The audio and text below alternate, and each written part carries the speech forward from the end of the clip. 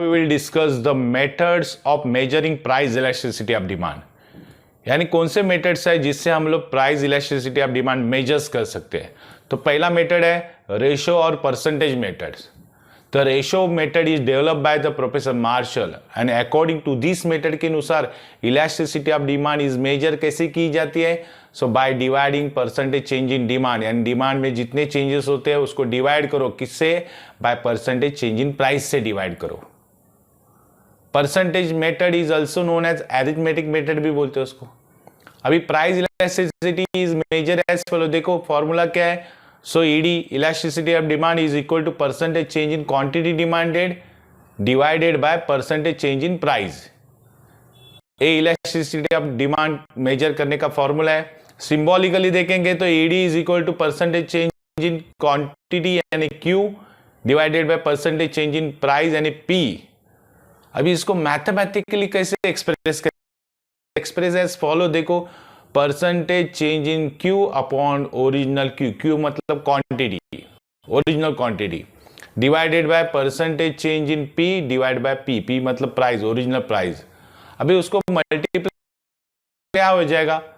जो change in Q है upon Q वो सेम रहेगा, लेकिन मल्टीप्लाई करेंगे तो पी देखो जो वहां पे नीचे था ऊपर आ और चेंज इन प्राइस नीचे आ जाएगी.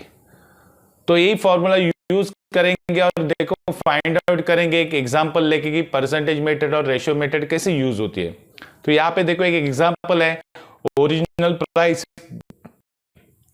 न्यू प्राइस कितनी आई 20 पे, मतलब प्राइस बढ़ गई 20 से 25 आ गई है ना. So difference between new price and original price में डिफरेंस क्या है, तो उसको ही बोलते हैं change in price is equal to 25 minus 20 मतलब 5. यानी प्राइस में चेंजेस कितना आया 5. ओरिजिनल डिमांड क्यू 10 था, न्यू डिमांड हो गया 9, क्योंकि प्राइस बढ़ने के कारण डिमांड क्या हो गया, कम हो गया. तो डिमांड में चेंजेस कितने आए, तो difference between new demand and original demand यानी percentage change in demand minus 9 तो 1 आता है. यानी डिमांड चेंज होगी 5 से.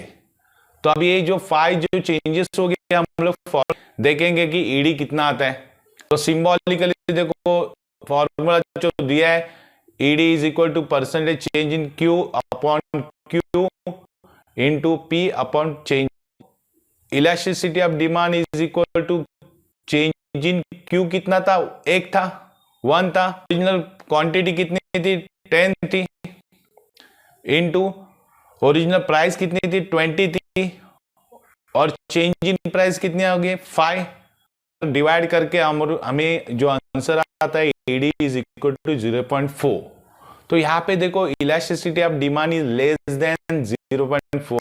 देन मतलब क्या होता है, 1 से देखो कम है ना. ईडी इज लेस देन 1 मतलब ईडी 0.4 1 से कम है. इट मींस इन इलास्टिक, यानी इलास्टिक मतलब डिमांड में ज्यादा चेंजेस नहीं आ रहे. तो ये था ratio method, percent. Next method देखेंगे second, total expenditure method.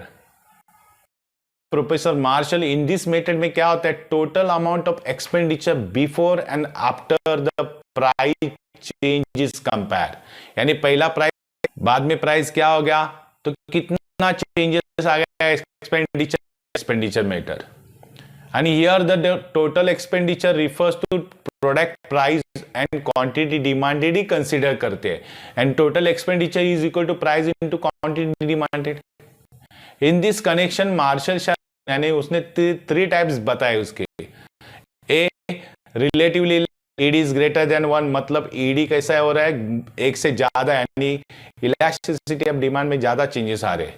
When with the given change in price of commodity total outlay increase, and जो प्राइस ऑफ कमोडिटी में चेंज आने के कारण टोटल आउटले मतलब एक्सपेंडिचर बढ़ रहा है, is greater than 1.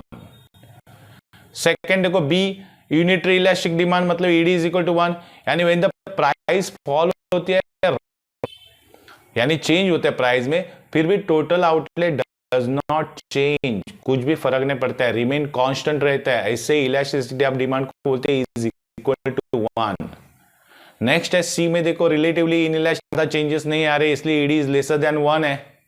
When with the given price, and price में कुछ भी होता है, बढ़ता है, कम हो जाता है, total outlay and total expenditure decrease होता है, कम हो जाता है। इसका मतलब क्या होता है? Elasticity of demand. या हम लोग देखेंगे शेड्यूल निकाल के कि कैसे चेंजेस आते हैं, कि प्राइस चेंज होने के बाद कभी कभी एक्सपेंडिचर बढ़ता है, प्राइस चेंज होने के बाद कभी कभी एक्सपेंडिचर कम हो जाता है, प्राइस चेंज होने के बाद कभी कभी एक्सपेंडिचर चेंज ही नहीं होता है शेड्यूल का बेस लेके।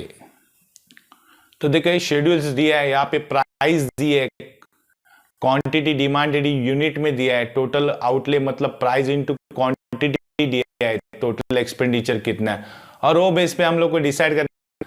तो देखो table, in the table A में देखो ओरिजिनल प्राइस कितना है 10 per unit, quantity therefore total expenditure कितना आता है, तो 10 into 6 is 60।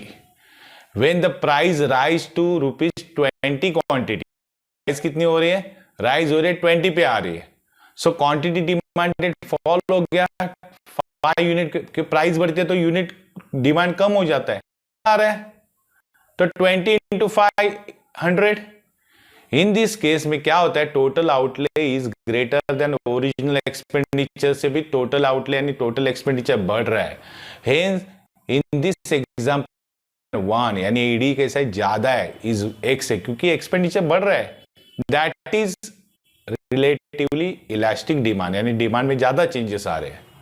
In table B में देखो ओरिजिनल प्राइस कितनी थी एंड क्वांटिटी डिमांडेड कितना is 4 unit, therefore total expenditure कितना आता है 30 into 4 120।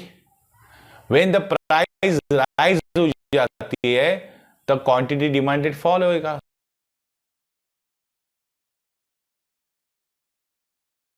चेंज नहीं हो रहा है। इन दिस केस में देखो आउटले इज सेम एक्सपेंडिचर, यानी पहले क्वांटिटी में हम लोग को एक्सपेंडिचर 120 एक्सपेंडिचर यानी प्राइस चेंज होने के बाद भी, है ना। तो हेंस इन दिस एग्जांपल में elasticity of demand is equal to 1, ED is equal to 1 आएगी। This is the unitary elastic demand. Next table है, नेक्स्ट एग्जांपल देखो सी में, देखो क्या होता है, ओरिजिनल प्राइस कितना था 50 पर यूनिट है, तो टोटल एक्सपेंडिचर कितना आता है, total expenditure is 50 into 2 100। When the price जब राइज होती है यानी बढ़ जाती है, ऑब्वियसली प्राइस बढ़ेगी तो क्वांटिटी डिमांडेड क्या होने वाला है, फॉल्स 1 यूनिट पे आ गया। देखो हमारा कितना है 60, है ना, पहला 50 था अभी 60 हो गया, सॉरी पहला 100 था अभी 60 हो गया। इन दिस केस में देखो outlay is less then original expenditure से हमारा अभी का एक्सपेंडिचर कम है, hence elasticity of demand come change हो रहा है, is less then 1, relatively in elastic demand, यानी एक्सपेंडिचर कम हो रहा है मतलब इलास्टिसिटी ऑफ डिमांड में कुछ भी चेंजेस नहीं है। तो ये था टोटल मेथड है, पॉइंट मेथड और geometric method. Professor Marshall has develop another method develop किया to measure the elasticity of demand which is known as point method और geometric methods. The ratio method or outlay method are unable to measure the elasticity of demand at a given point.